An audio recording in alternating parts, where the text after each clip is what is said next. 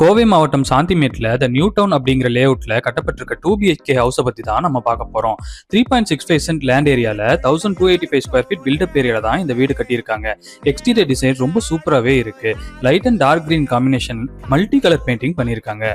Parking area size 16க்கு 10 heavy duty parking tiles lay பண்ணியிருக்காங்க.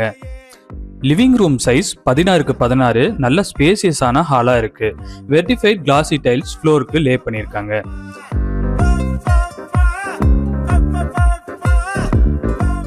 Dining area size 10க்கு 8, kitchen size 10க்கு 8, ஸ்டோரேஜ்க்காக ஷெல்ஃப்ஸ் அண்ட் லாட்ஸ்லாம் இருக்கு. இங்க ஒரு ஸ்டோர் ரூம் கொடுத்துருக்காங்க. இதோட சைஸ் 4க்கு 8.